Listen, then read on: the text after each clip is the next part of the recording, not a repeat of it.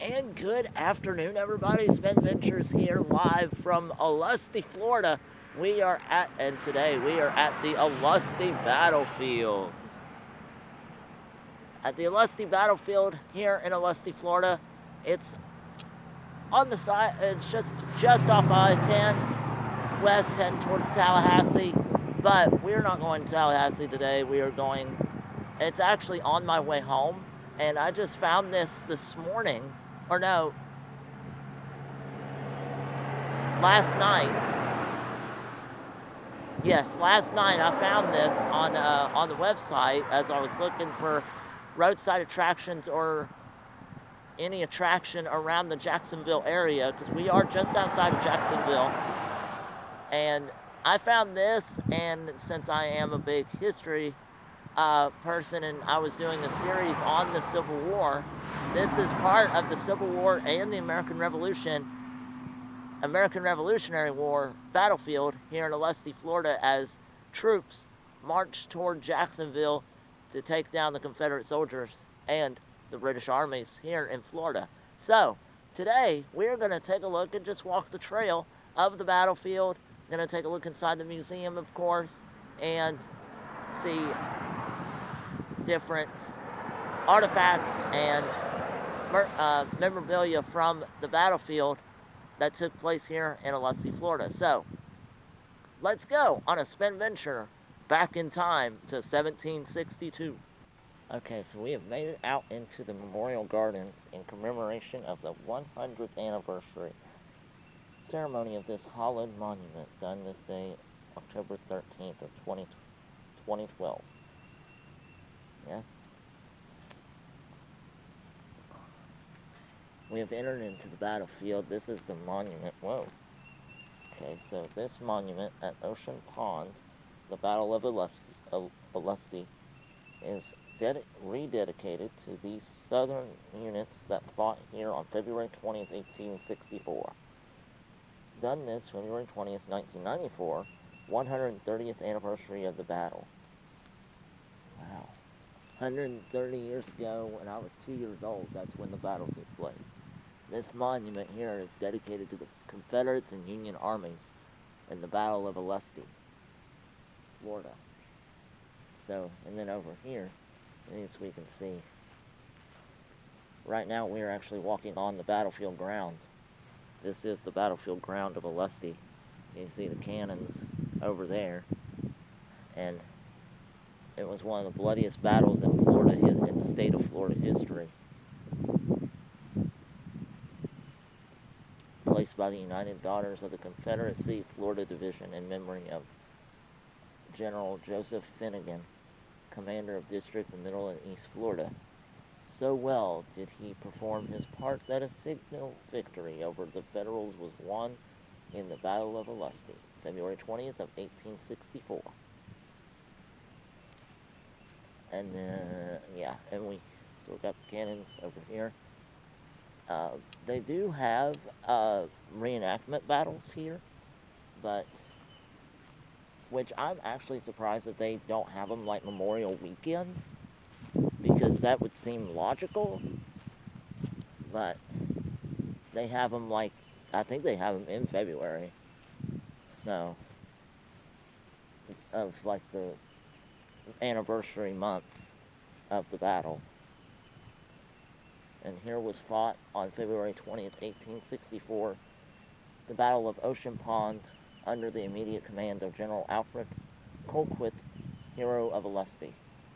This decisive engagement prevented a Sherman-like invasion of Georgia from the south, erected April 20th, 1936, by Alfred Holt Colquitt, Chapter United Daughters of the Confederacy, Georgia Division. Oh, right, like I said, right here was the Battle of Olustee, Florida. And now as we continue to walk, we're going to go ahead and walk the trails of the Olustee battlefield, and discuss more of where the actual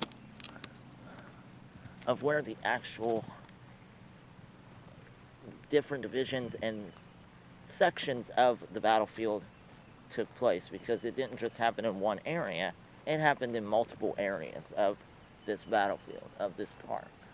And now I'm the only one here. And so,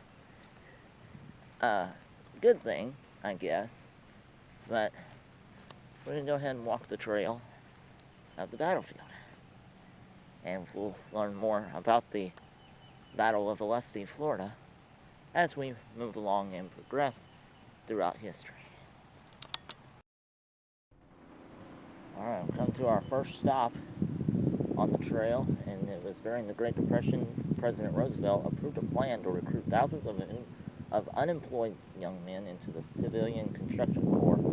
1933 and 1942 employed over 3 million Americans, built and repaired roads, planted trees, fought forest fires, constructed bridges, worked on other projects throughout North Florida. The fire lookout in front of you is named Olustee Tower, made by the CCC in Rawlings. Along with the East Tower, West Tower, and a series of small lookout poles, like we see right up here, that is the tower.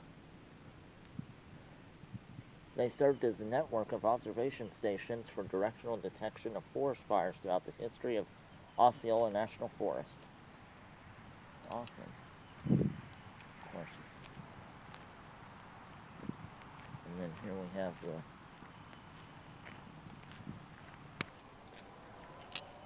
okay, so we got the Florida National Scenic Trail, Olustee Battlefield Trailhead. Hiking safety, just this. Welcome to your natural forest. This is part of the natural forest where the battle is, and we can walk the trails. That's basically what this is talking about. We got Osceola National Forest, walk the trail. We are not walking to Gainesville. I would rather be driving.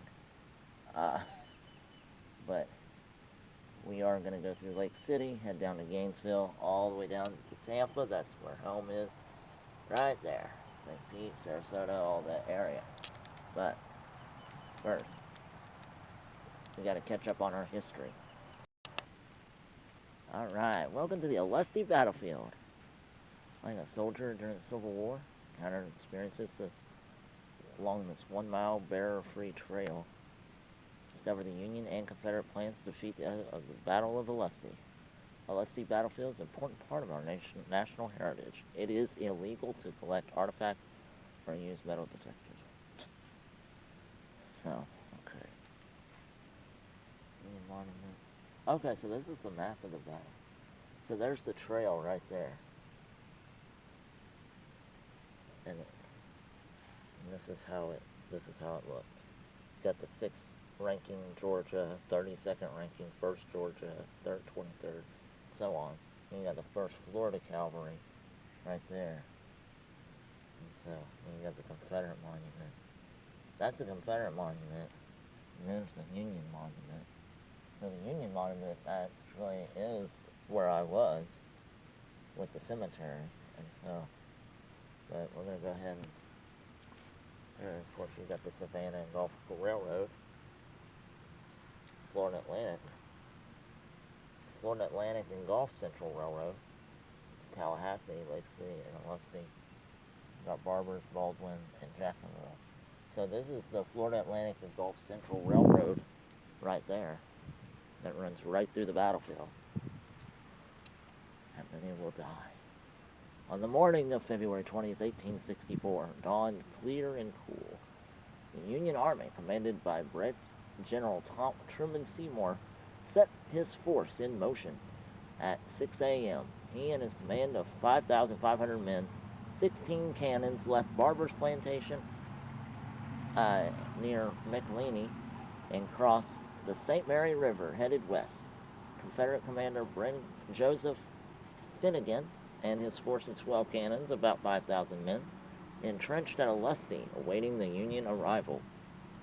After learning of the Union advance from Barber's Plantation, Finnegan ordered cavalry and infantry to advance and skirmish Union forces in the hope of drawing them to the Confederate earthworks. Colquitt took immediate command at the scene and drew additional regiments from their earthworks at Olustee Station to perform a battle line several miles ahead. Here, the battle began. Stubborn fight at short range in an open pine barren. And it was on the morning of February 20th of 1864. It started like any other day, but it would become the day of the largest battle fought on Florida soil. Olustee was one of the bloodiest battles of the Civil War. Wow. So let's go explore what it was like during the Battle of Olustee.